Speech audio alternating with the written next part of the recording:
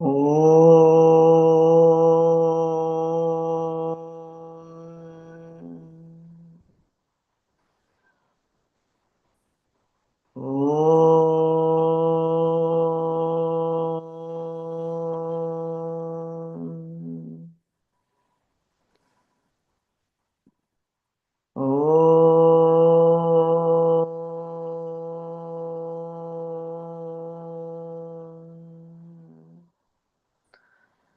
ॐ सहना भवतु सहनौ भुनक्तु सह वीर्यङ्करवावहै तेजस्विनावधीतमस्तु मा विद्विषावहै ॐ शान्ति शान्ति शान्तिः। नारायणं नमस्कृत्य नरं चैव नरोत्तमं देवीं सरस्वतीं व्यासं ततो जयमुदीरयेत्।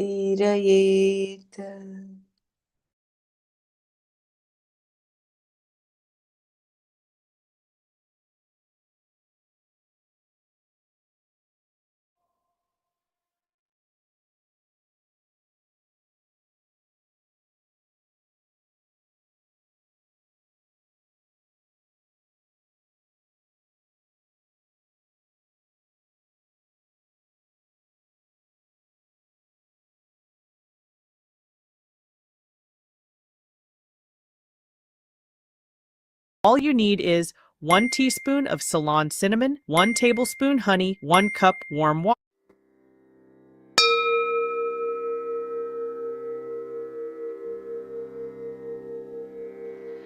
वेदो नित्यमधीयतां तदुदितं कर्म स्वनुष्ठीयताम् तेनेशस्य विधीयतामपचितिः काम्ये मतिस्त्यज्यताम् पापौघः परिधूयतां भवसुखे दोषोऽनुसन्धीयताम् आत्मेच्छाव्यवसीयतां निजगृहात् तूर्णं विनिर्गम्यताम् सङ्गस्सत्सु विधीयतां भगवतो भक्तिर्दृढाधीयताम् शान्त्यादिः परिचीयतां दृढतरं कर्माशु सन्त्यज्यताम् सद्विद्वान्नुपसृप्यतां प्रतिदिनं तत्पादुकासेव्यताम् ब्रह्मैकाक्षरमर्थ्यतां श्रुतिशिरो वाक्यं समाकर्ण्यताम् वाक्यार्थश्च विचार्यतां श्रुतिशिरः पक्षः समाश्रीयताम् दुस्तर्कात् सुविरम्यतां श्रुतिमतस्तर्कोऽनुसन्धीयताम् ब्रह्मास्मीति विभाव्यतामहरहर्गर्वः परित्यज्यताम् देहेऽहं मतिरुज्यतां बुधजनैर्वादः परित्यज्यताम् क्षुद्व्याधिश्च चिकित्स्यतां प्रतिदिनं भिक्षौषधं भुज्यताम् स्वाद्वन्नं न तु याच्यतां विधिवशात् प्राप्तेन सन्तुष्यताम् शीतोष्णादिविषह्यतां न तु वृथा वाक्यं समुच्चार्यताम् औदासीन्यमभीप्स्यतां जनकृपानैष्ठुर्यमुत्सृज्यताम् एकान्ते सुखमास्यतां परतरे चेतः समाधीयताम् पूर्णात्मा सुसमीक्ष्यतां जगदिदं तद्बाधितं दृश्यताम् प्राक्कर्म प्रविलाप्यतां चितिबलान्नाप्युत्तरैश्लिष्यताम् प्रारब्धं त्विह भुज्यतामथ परब्रह्मात्मना स्थीयताम्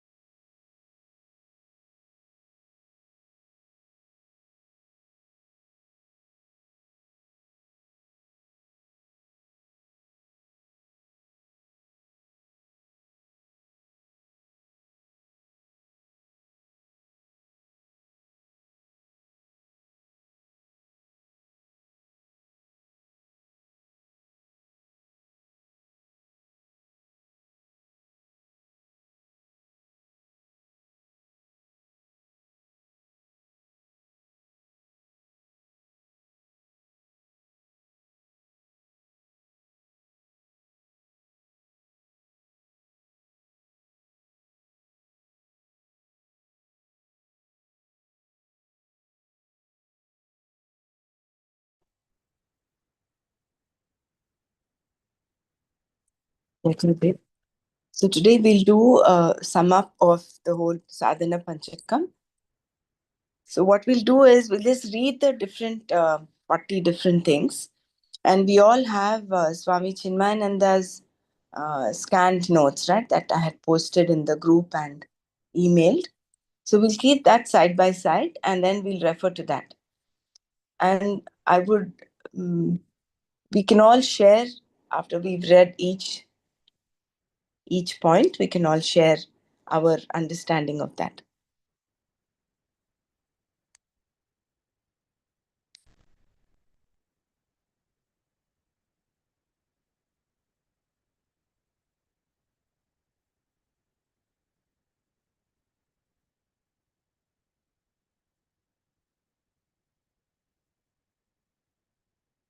Just give me a second.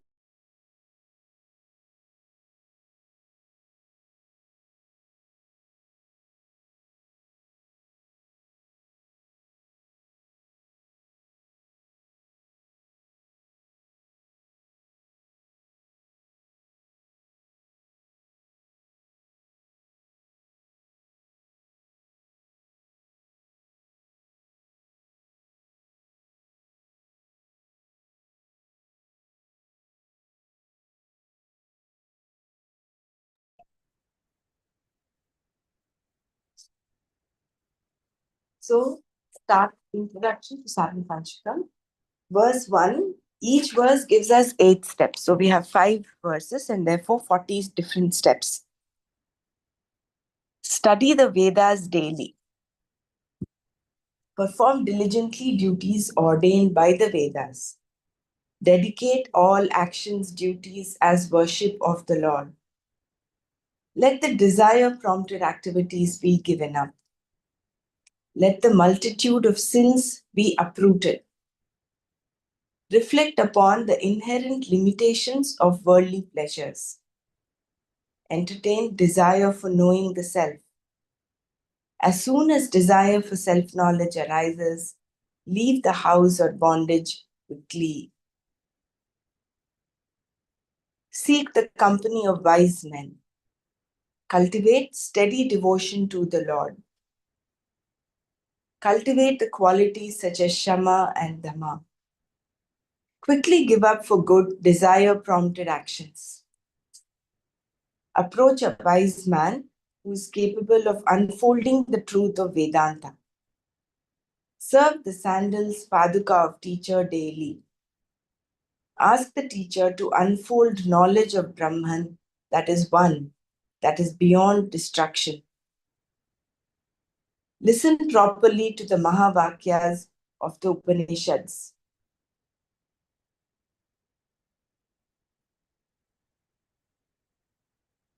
Analyze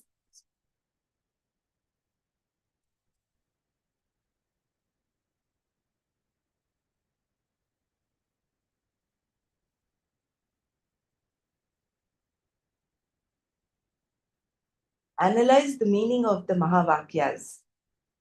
Follow the line of arguments of the Shruti. Refrain from distorted reasoning opposed to the vision of scriptures. Resort to the reasoning in keeping with the vision of the Shruti. Entertain constantly the thought, I am Brahman. Give up pride at all times. Give up the identification from body. Avoid arguments with a wise man. May you treat the disease of hunger. Daily take the medicine of food obtained as bhiksha. May you not crave for or ask for tasty food. May you be content with what is obtained as a result of prarabdha. May you endure all pairs of opposites, heat and cold. Avoid speech that is unnecessary. Maintain an attitude of happy indifference to small problems and anxieties in life. Overlook, do not be concerned about public sympathy and censure. May you sit in a comfortable posture, quietly in solitude. May the mind abide in Brahman. May you see the self, I, the fullness, clearly. See the world as unreal, devoid of reality, in the absence of the fullness that you are. Resolve the Sanchita karma in knowledge. With a proper attitude, remain unattached to new karma. Happily go through the experiences of prarabdha karma. After the fall of the body, abide in Brahman, the limitless.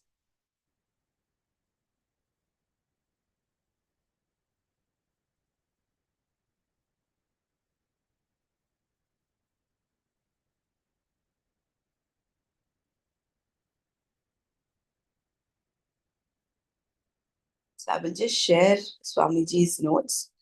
I think all of you have the notes with you, right? Which notes is it, Dr. No, from? not the notes, the PDF of the book that I scanned and sent you. Yeah. This is the commentary by Swami Chinmayananda.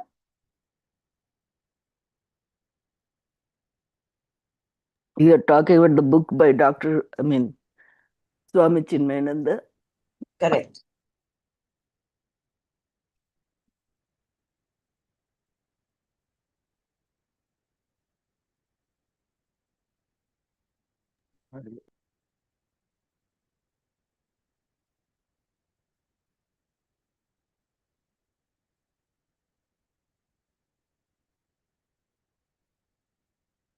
So I'm just reading from the notes.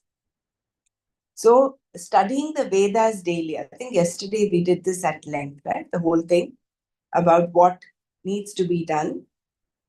Studying the Vedas, why do we need to study?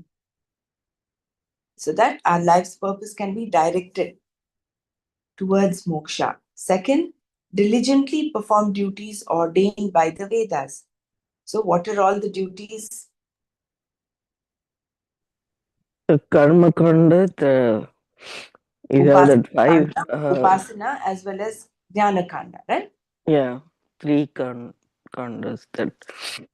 So why do we have to do Karma Kanda? Why To don't we purify just the follow mind. the Dhyana Kanda?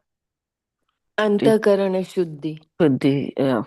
For The Karma Kanda is to steady your mind and correct. clear your mind. So for that knowledge to be established, we need a purified mind. Mind, Not happen in a mind that is dirty, a mind that is full of egocentric desires. So in order to purify that mind, we need to do Karma Kanda. And what are all those that are involved in the Karma Kanda? That's karma, five. Five types. Five Nitya Karma. yajnas. Nitya Karma itself has some 5 different types Nitya of karma, yeah. Nitya karma has that Brahma yajna, Deva Yajna. yajna, Manushya yajna, the Pitru yajna, and then the what Samadhana yajna.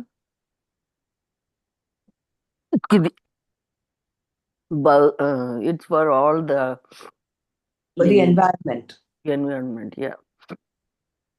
And then the 5 thing is Nitya karma, and then the Nishida karma, Prayachita karma, and one more. Pitru karma. No, what is that? Pitru karma comes under Naimitika karma. Nitya karma, right? Kamya karma. Oh, yeah, Kamya karma. So, So, Nitya Naimitika, karma, Kamya, Nishida, and Prachita. Prashita. Yeah. These are 5 types of karmas. Right? Then let desire prompted actions. So the student is entangled in his mind intellect equipment is still in the level of the ego, jiva bhava. It is to be he is to be shown the path by which he can steadily raise his vision into the yonder, into the one self, the state of peace that passeth all understanding. So all these verses are to raise our identification, move away from the identification of the body, mind, intellect, and the ego, and hook on to the self, to the higher.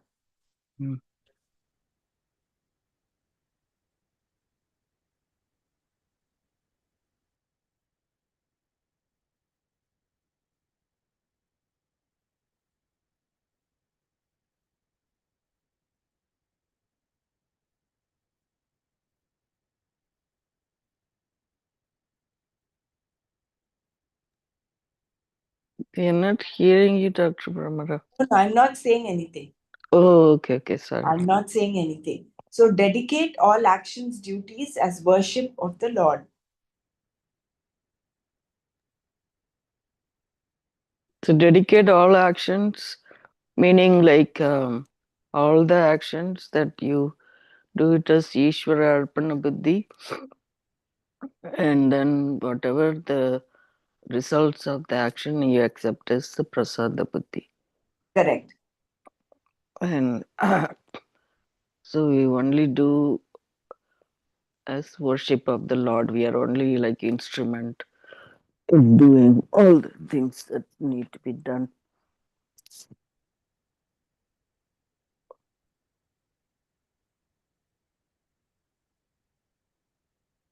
Without action, the world cannot function.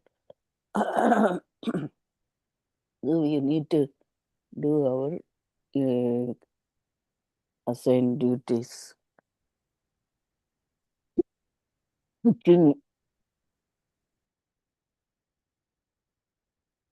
Why do we offer everything as worship of the Lord? So what is the question again, Dr. No, Brahma? why do we have to worship? Why do we have to offer everything as worship of the Lord? Because the Lord is He is the giver of everything. No, ego sense means we feel ego in doerships come. So whatever we do, we do as a worship to the Brahman. Yeah, that's also true. It is because we want to give up this egocentric idea. Right? And these egocentric desires are what enhance our vasanas. Right. Vasanas are the impressions that remain with us. So selfish actions bring about more and more mental hang-ups. To surrender ourselves and our selfish desires at his altar and to work in the world is a simple way of liquidating and flushing out accumulated tendencies or vasanas. The shackling of our inner personality with our own mental hang-ups.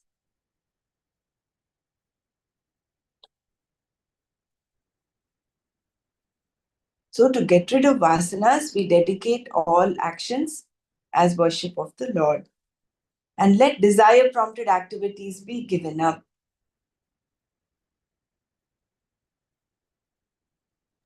Desire prompted actions, they only meets a limited end, and they also And it is endless. No, one in desire the end, comes up, another comes up, another comes up. So worldly life, then you still dwell on your samsara. correct. So Continue to therefore, a dwell on mind that is always forever externally oriented can never Right. settle down. So where is the time for you to introspect on the higher? So therefore, get rid of desire prompted actions. Need-based living is what we need to follow. Right. So we talk about that positive things also. Yeah. So we need to do the need-based activities, but give up the desire-based prompted activities. So Gurudev was talking about being authentic and sincere. In Patanjali Yoga Sutras also it's mentioned, Tivra Samveganam Asanna. So that intensity should be there. Otherwise, it is only lukewarm. Then we're just, like just being active, rowing the boat in this knowledge. That's it. We wouldn't move forward. So in order to evolve on this path higher, we need to retract ourselves, our senses, just like how the turtle retracts itself, its feet, its limbs when faced with danger. So practice of Shama, a practice of Dhamma.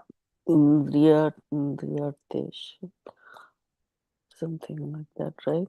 It controls all the senses. So a mind that is rendered extrovert will not be available for deep study and for continuous reflections upon the scriptural ideas studied. So without depth reflections, the higher states of contemplation upon the nature of the reality will be ineffectual. And so the student, even after years of honest efforts, may yet find himself disappointingly not progressing on the spiritual path. This is such an important. Are you looking from that book? From the book, yes, from the book. Okay. Can you repeat this line, Dr. Pramla, which you said just now? Come again? This line which you just said now, can you repeat this line? Yeah. So, this is renounce all desires in the mind. So long as the mind is prodded with endless desires, the thoughts in the mind storm forth to gush into the fields of sense gratifications. A mind that is thus rendered extrovert will not be available for deep study and for continuous reflections upon the scriptural ideas studied. Without depth reflections, the higher states of contemplation upon the nature of the reality will be ineffectual. And so the student, even after years of honest efforts, may yet find himself disappointingly not progressing on the spiritual path.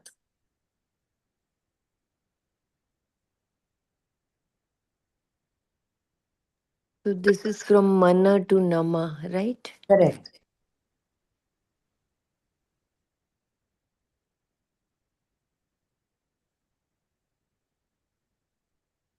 So that is why every opportunity we have, we will have to, it's not enough if we just do Shravana and Manana. Nididhyasana is so important. And the seat of meditation, contemplation.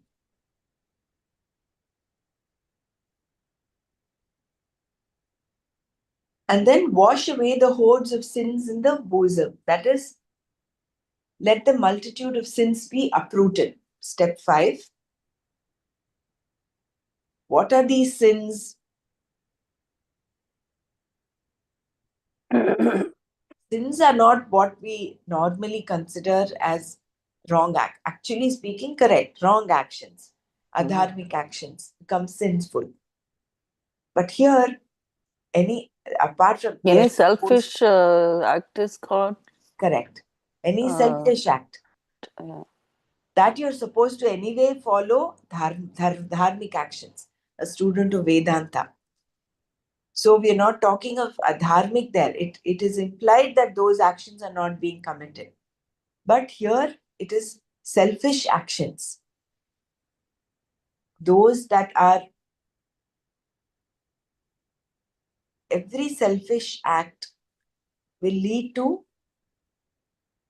a vasana, will lead to, yeah. Like in the previous one you get said, into what this, was that correct. one? Third step was the desire prompted Actions to be given up. action. Sorry. So that those are selfish actors, and Why? then you want to surrender it to God, then you give up the sins. Sorry, that's what it is. Yeah. See, There the was. thing is, very nicely your Swamiji has explained, an action is initiated in the present when our equipments, that is the body, mind, intellect, meet the environment prescribed by the fields of experiences.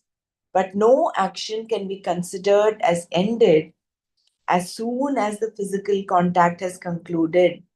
In time, the action exhausts itself in its results. So the action is over. You've completed the action, but then the results are still there. And those results end up as in vasanas. This salient fact is generally overlooked by superficial observers of life. As an end product of every selfish act, a tendency is left in our personality, which prompts us to repeat similar acts.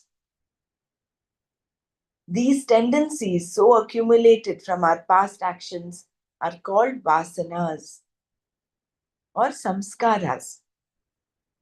These vasanas that create more and more mental agitations and drag our attention out into the ever changing dance of the finite are called sins.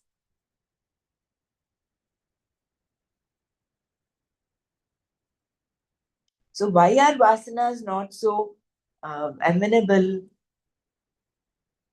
Because they pull our senses, our mind to commit similar acts again and again.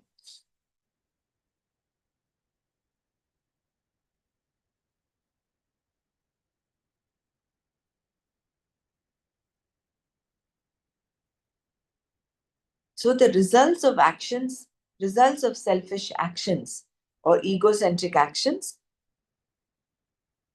will leave an impression on our personality that leads us to commit these again and again. It's a small example. Supposing you are looking at your social media and you get onto some reels, you just go on. One day you start, and then the next day, of course, so the social media is so placed right now that whatever you watch today will keep coming up in your reels again and again the next day. This shows up. So then the next day also you spend time, the third day also, and then it becomes a habit. It is now your mind wants to go and look at those reels. Doesn't this happen to us? This is a small example, but there may be so many such things that are happening without our knowledge. And this bhandar of some vasanas, it keeps getting accumulated.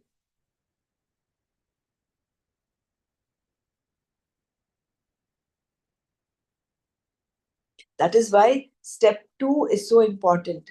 Diligently perform duties ordained by the Vedas.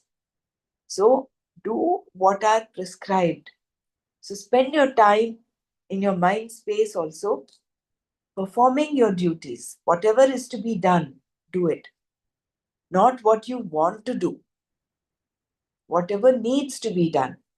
So that distinction will be important. Want versus need.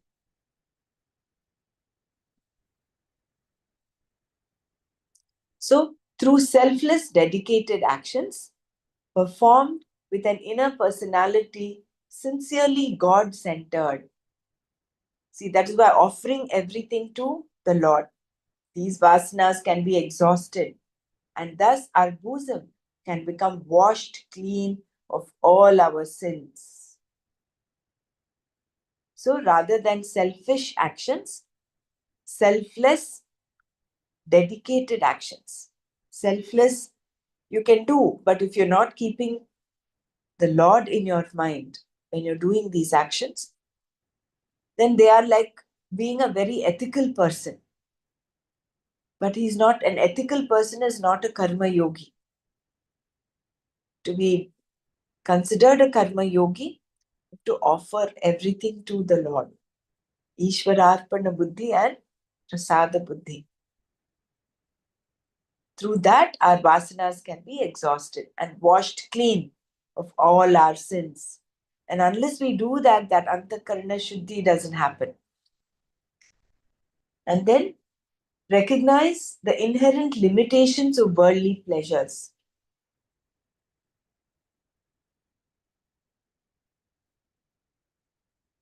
So, what are the defects? We learned that every sense pleasure has 3 defects, right? One is attachment, second, dissatisfaction. Pain, Pain, yeah, satisfaction, pain, dissatisfaction, and then attachment. attachment. Yeah.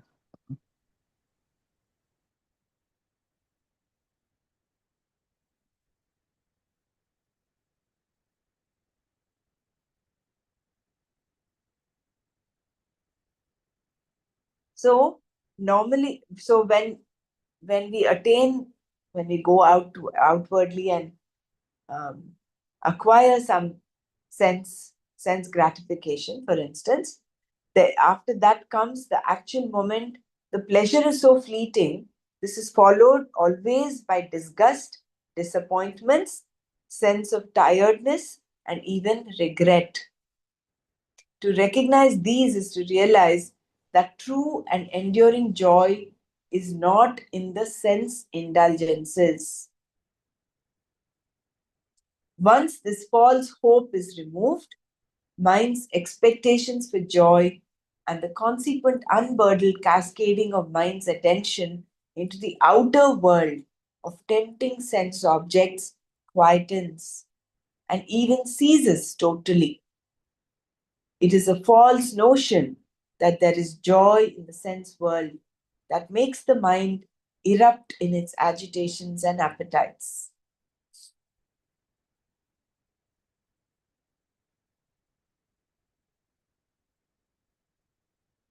So, this comes again with awareness. Awareness that worldly pleasures have limitations. Entertain desire for knowing the self. So, once the mind is tamed, now all the mind, now you're not letting the mind go outwardly. You're holding the mind, you're taming the mind. Then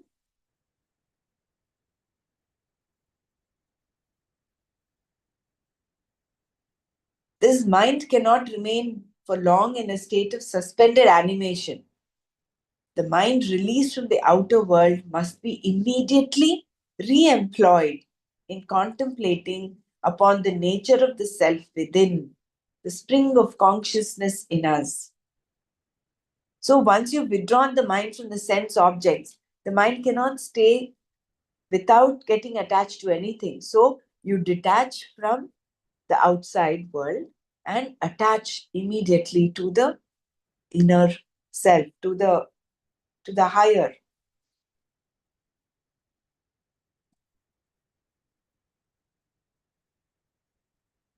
It says, Swamiji says here, when once the mind is thus tamed from its wild and thoughtless onrush into the sense field of objects and is effectively curbed, Please don't allow the mind to remain quiet. Mind cannot remain for long in a state of suspended animation, in a stationary stagnation. The mind released from the outer world must be immediately re-employed in contemplating upon the nature of the self within, the spring of consciousness in us. So, honestly, how much of the time in our day that we are in the waking state are we actually contemplating about the self? I mean, I'm talking about myself. Most of the time, it is involved, engrossed in the outside, right? But while doing your activities, how do you still get connected with this, with the higher? For that, I think the step 3 is what helps us. When you dedicate all your actions to the Lord, you're machittaha, you're keeping Him in your mind. And also when you do it out of joy and 100% involvement. Your voice is not very clear, Dr. Mara. No, when you do it, that 100% involvement and out of joy, of course, selfless act is also, and there's the worship of the Lord. That it becomes that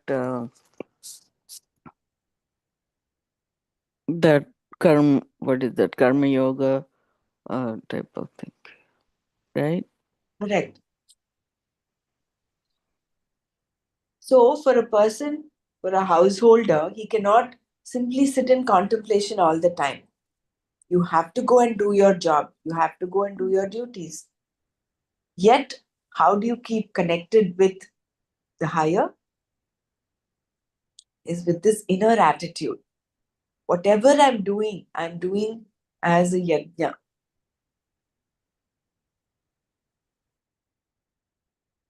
Then, so the mind, so there what is happening, your inner equipment, the mind, you're letting it hook on to the divine, even when you're doing your activities.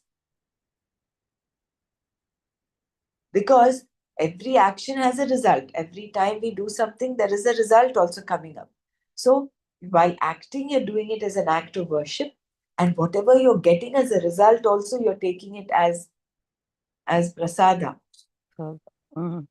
So that is maintaining your inner calm, your inner equilibrium is maintained. Because supposing the result is unconducive, you would not go, getting rocked up and down. You will not become completely deflated. You're maintaining your inner stability.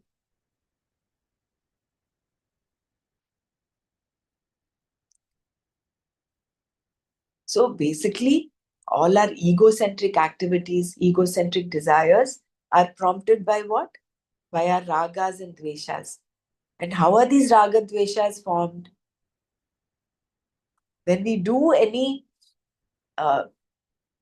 desire prompted action, we are building up the vasanas, the tendency to continue to do things that we like to do, tendency to avoid doing what we don't like to do. Then you are building up very strong vasanas or those sins. So withdraw from that. Withdraw from that and do selfless, dedicated actions. And then, so when your mind is thus tamed, hook on to the higher. That is why reading the Vedas is important. Going to the scriptures, referring to knowledge, being in knowledge is so important. Then eighth is escape from the bondage of home.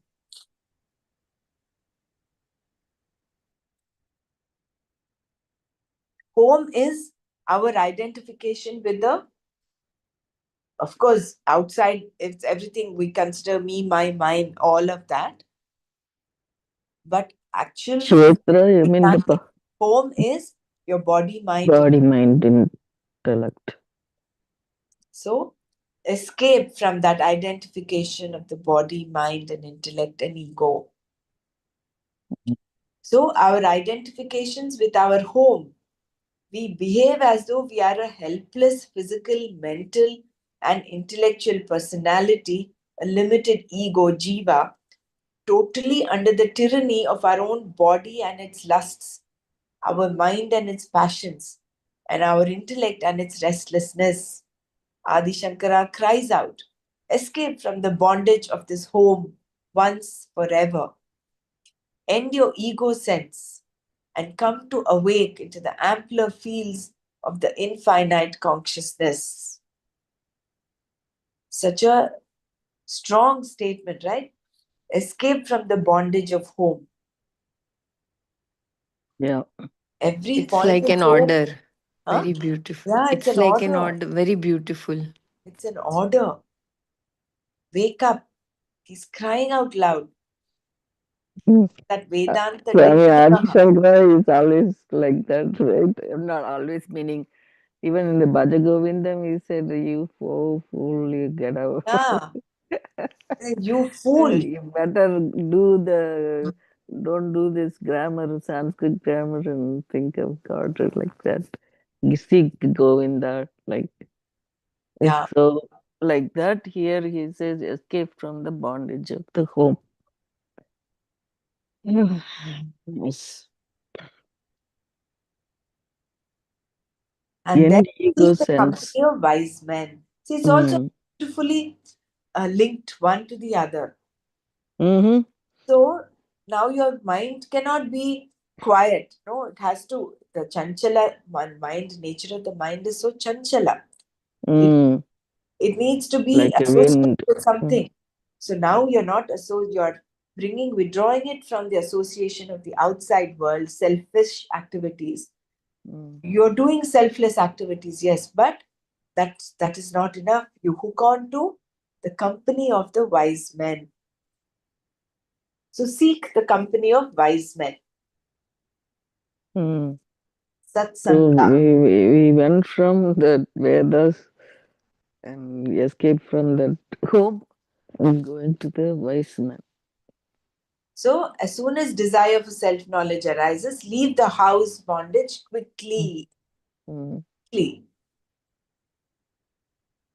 Again, it's a matter of self-introspection. How much Mm. are we attached to our body, mind, intellect, ego? Mm. Mm.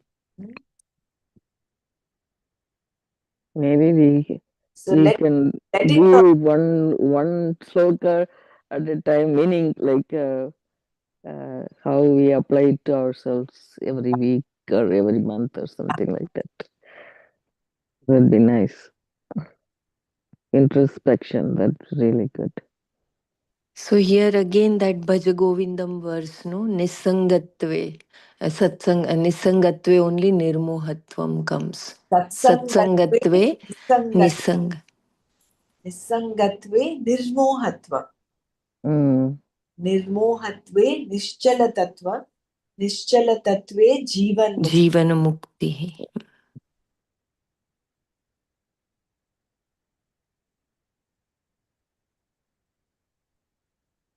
See, a So complete companionship with wise men is needed.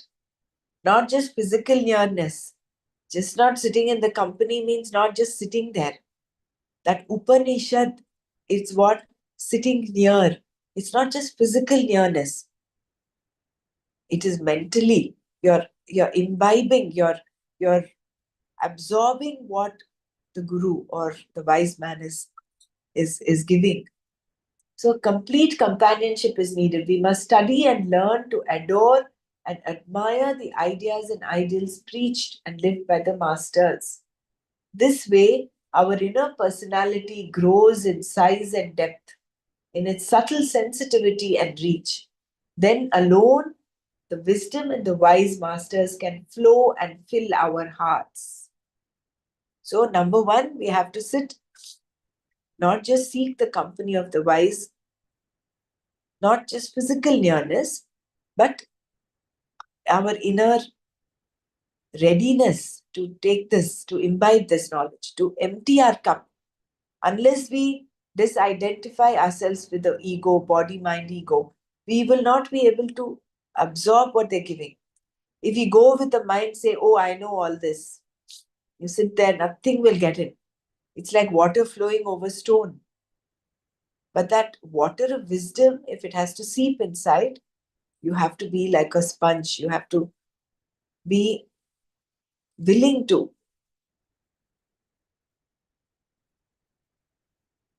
It's indeed a rare and unique chance, if we get at all, to meet a wise man, a man of spiritual perfection. Such men are rare.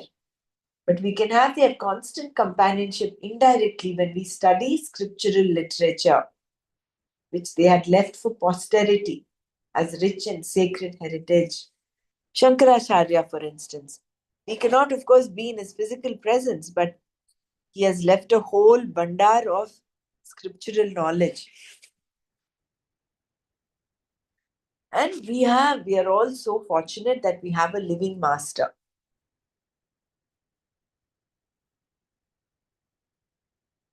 So not just listening to him, not just being in his company, but preparing our mind inside so that it can absorb the knowledge. Being in an attitude of surrender, being humble.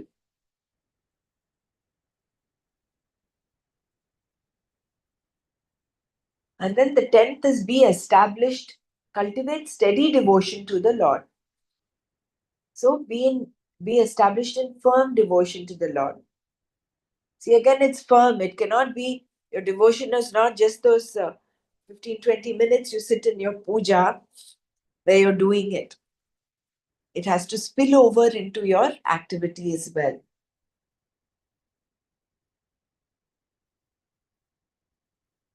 To turn our thoughts towards Him with effortless ease. For our thoughts always gravitate easily and readily towards our love. So we need to, develop. This is all about bhakti, right? So when devotion for the Lord gains in its depth and sincerity, more and more of our thoughts run steadily towards the Lord in our hearts. Our meditation becomes constant and continuous. We get ready to sacrifice easily everything that stands between us and our beloved Lord. To turn towards the one is devotion. To run after the many is love.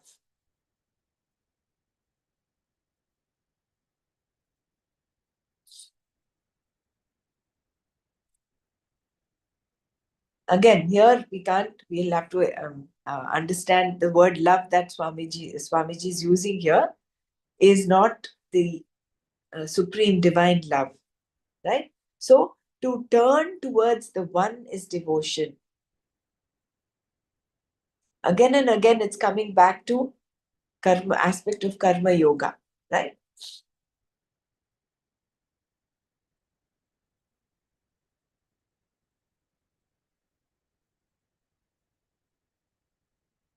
And you're ready to sacrifice easily everything that stands between us and our beloved Lord.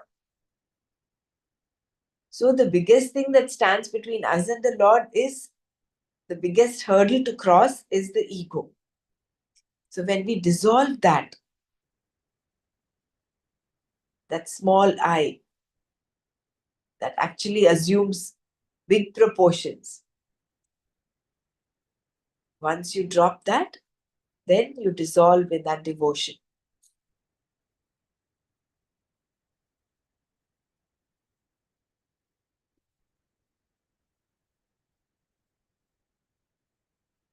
And then quickly give up, cultivate the qualities such as Shama and Dama.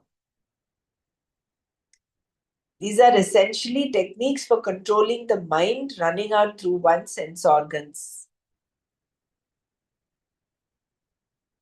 So here Swamiji said, sense organs into the sense object Shanti, and for controlling the gush of sense stimuli from outer world into our mind through the sense organs Danti. Shanti and Danti. In each one of us, the senses are the doorways through which our mind runs out to roam among sense pleasures, and also the inlets through which the sense stimuli gush in, to raise storms of passions in our mind. When these two are controlled, the mind is not disturbed by sense objects, nor the mind is made to heave by the influx of the tempting stimuli. Naturally, mind becomes extremely calm. When the mind is calm, our intellect gathers a greater brilliancy, a sharper comprehension. Such a purified mind intellect is the inner instrument for longer contemplation and deeper meditation.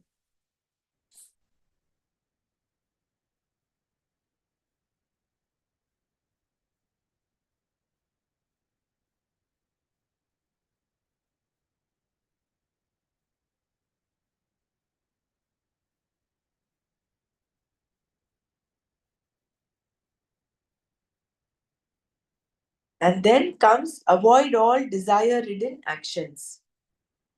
Quickly give up for good desire prompted actions.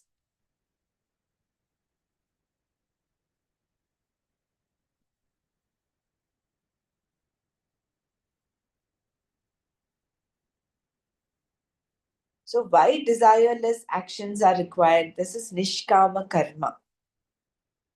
Desired actions are all kamya karmas. You're doing it with a desire. Whereas nishkama karma, desireless, they can flush out our personalities of all our vasanas. Actions by themselves are harmless, but when they are desireless, they can flush out our vasanas. When actions are performed with selfish desires, they tend to gather more and more tendencies, and that is vasanas, and they in turn can initiate endless other actions, each riddled with a growing amount of desires, passions, appetites, and lust. The end result of all these is to cloud the potential divinity in an individual, his total cultural breakup, hurtling him down from the dignity of a man into the dark abysm of ugly, pain generating levels of sheer animalism. Swamiji is so expressive in his words.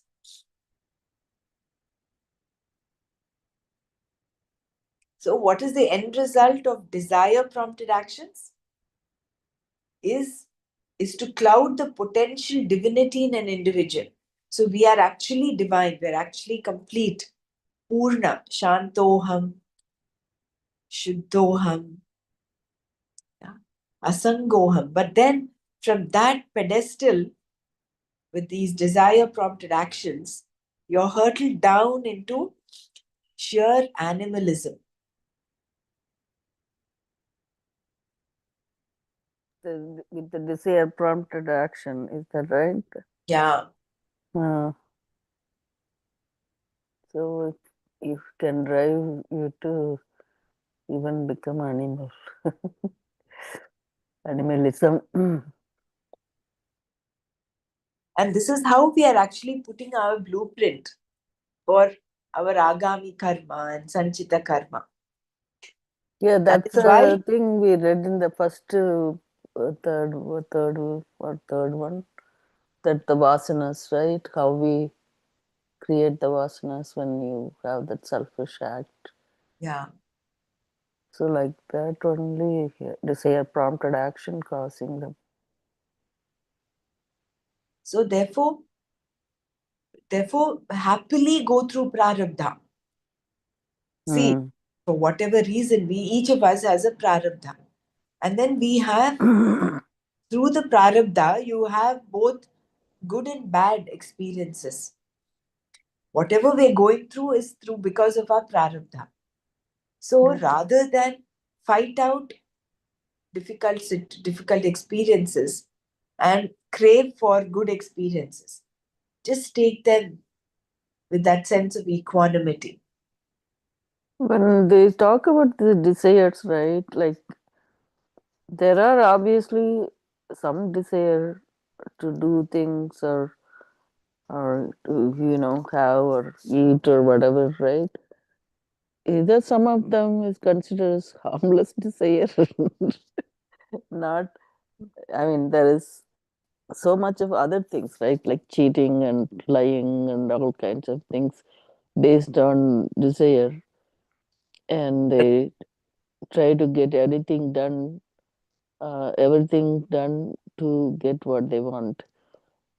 That is more like harmful desires, or any desire is considered as this problem. Binding desires are harmful. Mm, Non-binding desires are fine.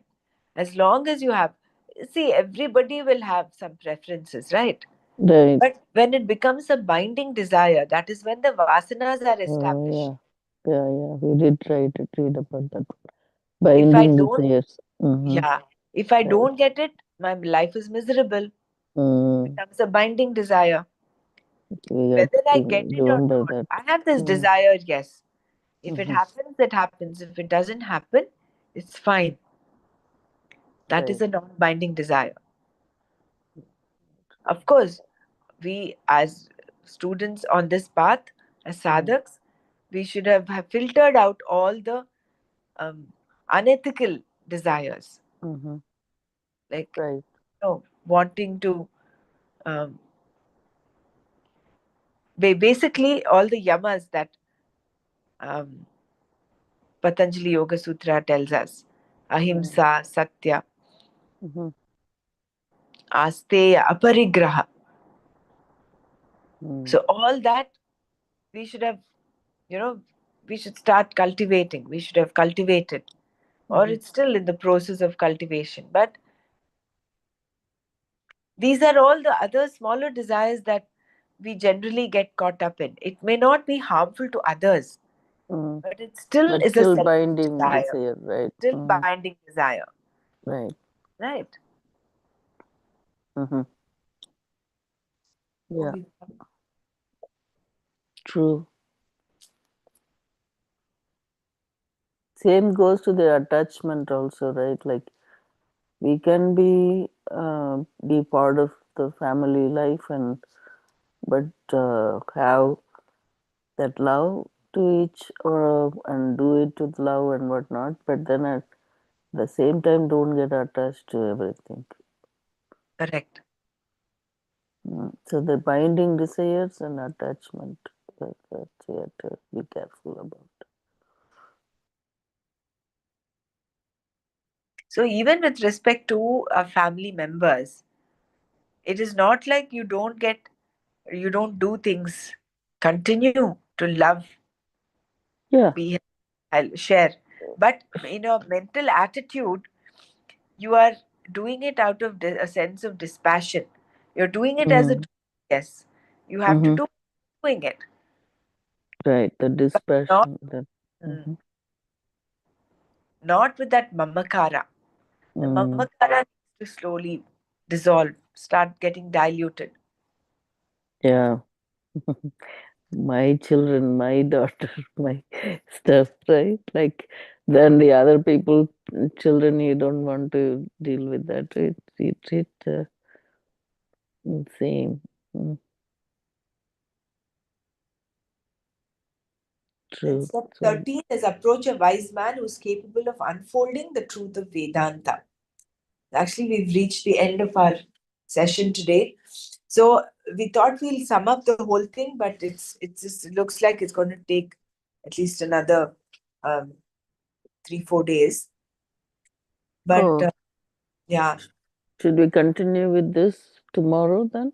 I thought you wanted to start the I know we Gita thought we'll tomorrow. do the Gita, but what Mm, do? We'll just quickly go through this one more time, which is mm, good, and then once we're done with this, we'll go to the second chapter of the Gita. Yeah, okay. it's good to revise because it gets encrypted then. Correct. Mm. Yeah. Yeah, I understand. So we are going to read from the book for tomorrow. Yes. because I'm supposed to read tomorrow. Just wanted to make Yeah, sure what we're yeah. doing. Okay. You can project that and then you can read that. Mm. So we approach wise man. We'll just do this. If you don't mind, we'll do up until 16. So you can take up verse 3 from tomorrow. Sure, So sure. these are simple. I mean, approach a wise man who's capable of unfolding the truth of Vedanta. So who's this wise man? Is a Brahmanist Shrotriya who's well versed in Vedas, scriptures, and Brahmanishta, someone who is established in Brahman. Mm. Such a wise person serve the sandals paduka of the teacher daily. That means what? It's not just physically serving, but Doing the things as guided by him. as guided by him. It's not just physical seva, but must be our dutiful service to his sandals. The Guru stands on his paduka. Serve that upon which the Guru stands. That is the platform he represents, the program of devotion he teaches. Let us day by day strive to live in constant and sincere contemplation of the one infinite self, which is everywhere, expressed as the life that is throbbing in every living organism. So, following his teachings, that is actually serving his padukas, right? So, being in that contemplation. Ask the teacher to unfold knowledge of Brahman, that is one, that is beyond destruction. It's actually in step 15 here is worship Om, the immutable. Om is not a mere name. It's not. Om indicates truth. Your name is not you. Your name indicates you. You are separate from your name. Thus, Om indicates a state of consciousness other than our present ego state. And the students of Vedanta are advised to worship Om as a symbol of the self for their mental purification. By chanting, doing japa, and by devotedly adoring the Om symbol, our mind gathers its wandering rays from the jostling, oscillating world of things, beings, and happenings and becomes quiet, vigilant, and alert.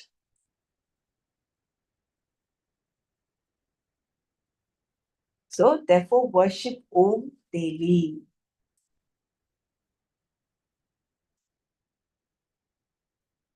And then listen properly to the Mahavakyas, Upanishadic declarations.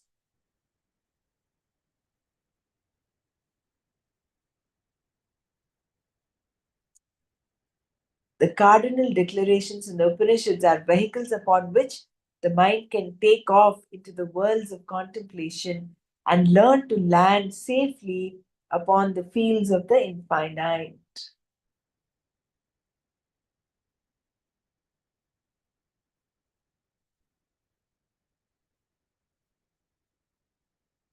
Such beautiful expressions Swamiji uses.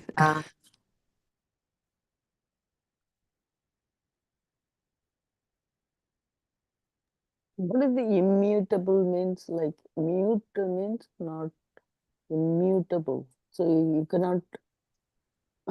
It's like it's a warm sound like the pranavas. Um, Mutable is something that can be destroyed, no? Something that's mm, not you something cannot destroy. indestructible, immutable. Mm, immutable. So, So Om, he says worshipping, meaning saying Om to clear your yeah. quiet mind. It's ancient study and deep Even meditation. Patanjali talks of Om. He says Mm, when, to remove the obstacles. One of mm-hmm, the solutions to remove the 9 obstacles that come our path in the path of yoga is mm-hmm, is to is Om, is through Om, mm, chanting Om. right. But the other day when we talked about it, you said, I mean, not you said, meaning like your Gurudev said that um, not for the Grahasthas, doing Om chanting? Yeah, Can be yeah, other, correct. But it can be attached to any of the other namas. other Like namas. Om Okay. Namah Shivaya. Om Namah Shivaya, like that you can say Om. Okay. So it could be attached to something, but not by itself. Yeah, just Om Japa generally is not recommended for a householder. Household. Okay. Got it. Okay. So shall we close here today? Sorry, we took up a little more time. So tomorrow on you can do verse 3, 3, 4, 5 are left. Sure. So the first two verses, in fact, are more to do with the outside world. The remaining verses are all about Shrutis, about the Mahavakyas, about how you. Yeah, actually, it's all interspersed there also. Give up pride at all times. Give up identification from the body. So quickly, Dr. Brahmara, you also mentioned you be off from 18th, and then we are not going to have class until the end of the month. Either we don't have class, or those that are there, if you want to, you can do some. Yeah. Okay. You could continue rather than stop. The Zoom link will anyway be open. You can log in, and one of you wants to continue to read, you can. Yeah, some days I can be available. That weekend will be kind of hard. Yeah. No problem. We'll take it as it comes. Otherwise, if everyone is otherwise busy, then we probably can give a break and then come back after the Navratri is over. I know we don't want to miss it either, but at the same time, we can have a little bit half hour or something even would be good to keep it up. Yeah. Thanks. You could share maybe the previous recordings or just go through the second chapter. Sure. The consensus, whoever is available and is available to attend can come together and decide what is best. Okay? Okay, that'd be great. Thank you. Yeah. Om Loka Samasta Sukhino Bhavantu. Om Shanti Shanti Shanti. Om Tat Sat Shri Krishnarpanamastu. Jai Gurudev. I'll play the meditation.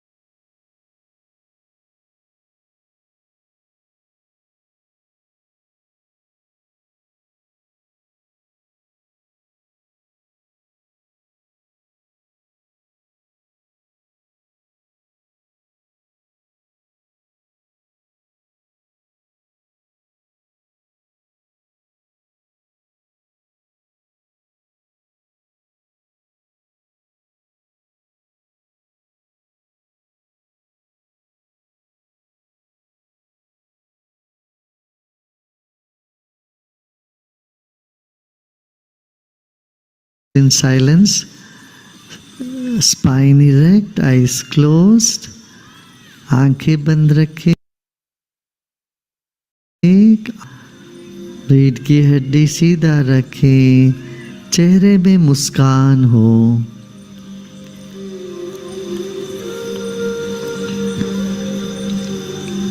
अपना पूरा शरीर पर ध्यान दें।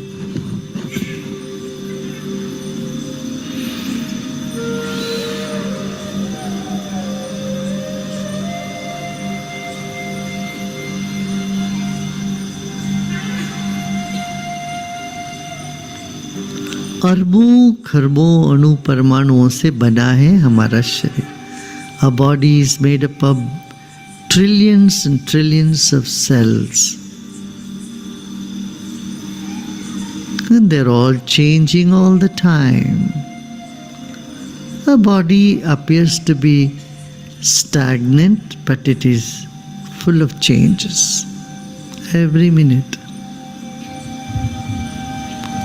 Like a river, it's ancient, yet the water is new every minute.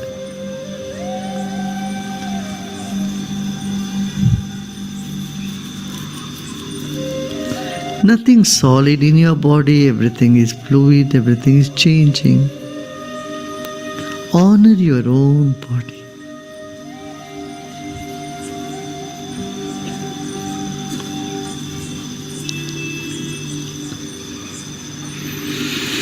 Our body is like the wick of a candle, and the mind is like the glow all around it. And your mind has no face, no shape, it's just energy. आपका मन का कोई चेहरा नहीं है, कोई रंग नहीं है.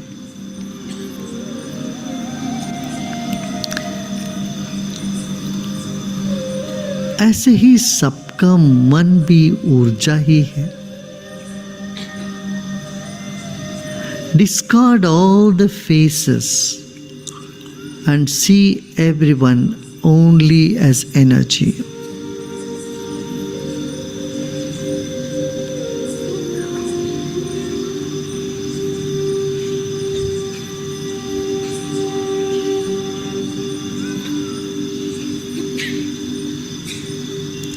See everyone as just a silhouette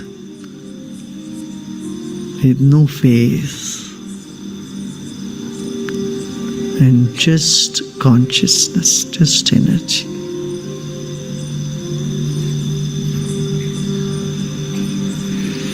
Let's take a deep breath in with a smile. मुस्कुराते मुस्कुराते गहरी सांस लीजिए और मुस्कुराते मुस्कुराते सांस छोड़िए.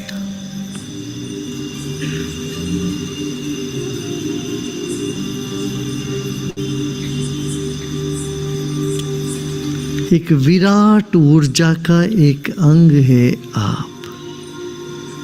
You are just a part of an ocean of energy. That's called the Brahman.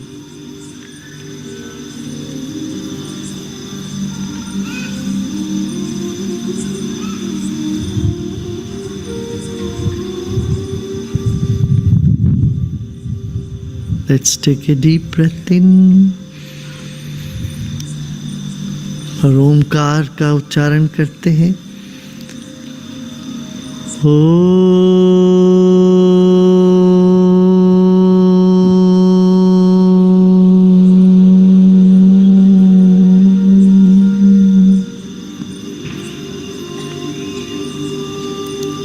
Let the sound of Om reverberate in every cell of your body, in every corner of your mind.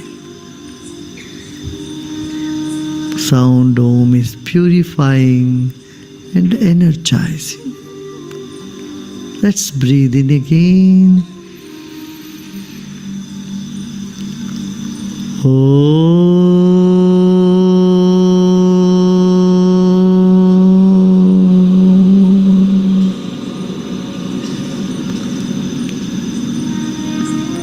ओंकार एक एक कण को शुद्ध कर देता है और पवित्र कर देते हैं.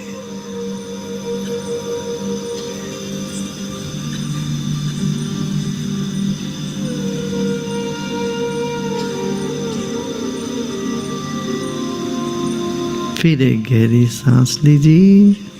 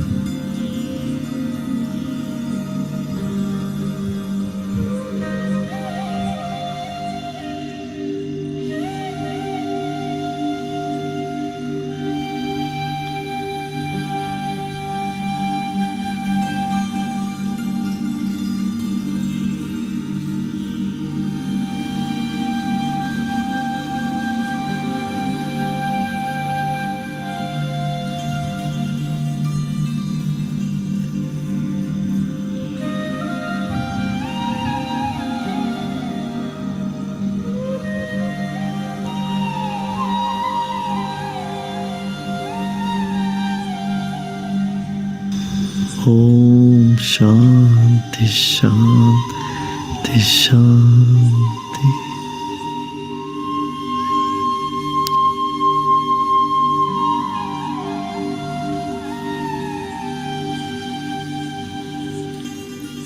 धीरे धीरे शरीर और परिसर के प्रति सजग हो जाए।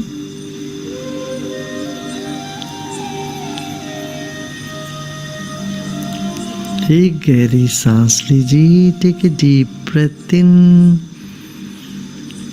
and as you breathe out you may gently open your eyes.